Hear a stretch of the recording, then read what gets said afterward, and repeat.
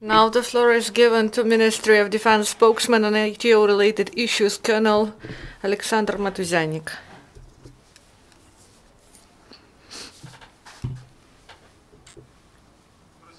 Good afternoon, everyone. Now, the information about the main events that happened yesterday in the region of ATO. The Lugansk sector, Stanichno-Lugansk region. In the regional center, the enemy violated ceasefire twice, in the morning and late in the evening. In both cases, the enemy used small arms. In the Novoidarsk region, at dawn, the enemy opened fire with the use of mortars. It delivered fire to Krymsk, and then they launched about 30 shells at that. Then the occupants were active before sunset. They used armored vehicles, weaponry, and small arms. In Popasnyansky region, the military actions were with interruptions starting 2 till 9 p.m. The lion's share of shellings were in our positions of Novozvanivka. There, the militants used mortars and also small arms. In Novoalexandrovka, the occupants actively used grenade launchers of different systems. On the whole, during the last 24 hours in the Lugansk sector, there were 11 enemy shellings, including 4 mortar shellings. The Donetsk sector, Svetlodarsk Bulge, after 5 a.m., the enemy launched 15 mines in the direction of Lugansk. Then it was calm, and after 7 p.m., military actions restarted. Until the end of the day, Russian occupation forces actively used weaponry of armored vehicles and grenade launchers. In the region of Gorlovka, heavy weapons yesterday was used by the enemy only in the course of shellings of Ukrainian positions in Verkhnyataretsk. This shelling happened at noon, and in Zaitsevo and Mayorsk, Russian occupation forces repeatedly violated ceasefire and used exclusively small arms, including sniper rifles. At the same time, yesterday, late in the evening, in the result of enemy shelling in Zaitsevo, a civilian was wounded. Avdiivka and its suburbs. Here, the enemy continued its activity. They restarted the shelling in the first part of the day, and the militants delivered shelling throughout the day until late in the evening. And the heaviest shelling was in the Avdiivka industrial zone in the day.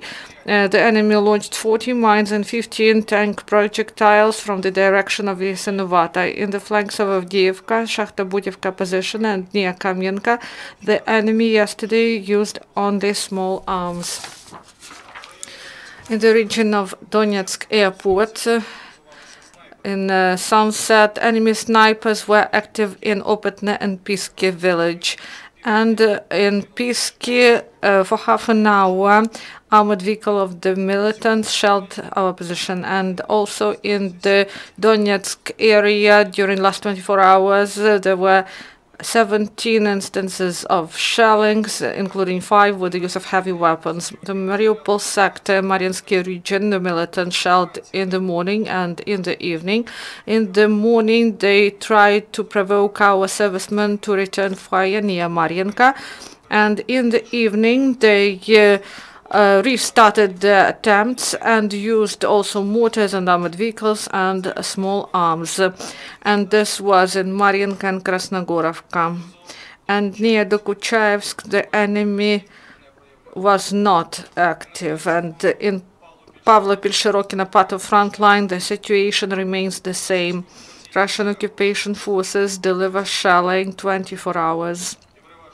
Majority of instances are for half hour with the use of small arms, and there are sporadic mortar shellings delivered by the enemy in Gnutovo, Shirokino, and Pavlopil. And also in Vodyane, dawn, the enemy sniper was active. On the whole, during the last 24 hours in the Mariupol sector, as well as in Donetsk shelling sector, there were 17 enemy shellings, including 6 instances with the use of mortars. During the last 24 hours, in the result of the military actions, no Ukrainian serviceman was killed, but 5 servicemen were wounded. Yesterday, 3 bodies of Ukrainian servicemen who heroically died on the 1st of May in Svetlodarsk Bulge were returned to the territory of Ukraine that is under control of the government. This was done in the framework of Evacuation 200 humanitarian project. In Krasnopolyana village, Kivsky region in Donetsk Oblast, 2 civilians were wounded because they mishandled ammunition. One of them was underage, and we call on all the citizens, if you find some ammunition, please inform law enforcers about this. And also, law enforcers confiscated RGD-5 grenade from the resident of Svetogirsk town, Donetsk Oblast.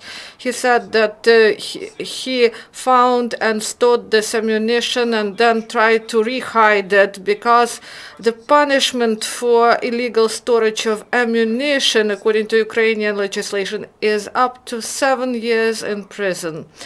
And in Zhytomyr, on the basis of the 95th Brigade of Paratroopers of Armed Forces of Ukraine, there were 2-day military and patriotic training for the students of Military Institute of Kiev National University, named after Taras Shevchenko, and also for high school pupils. And they participated in sports competition, and also there were some firing exercises, and they got first-hand information about living conditions and training of paratroopers. No questions. Thank you and goodbye.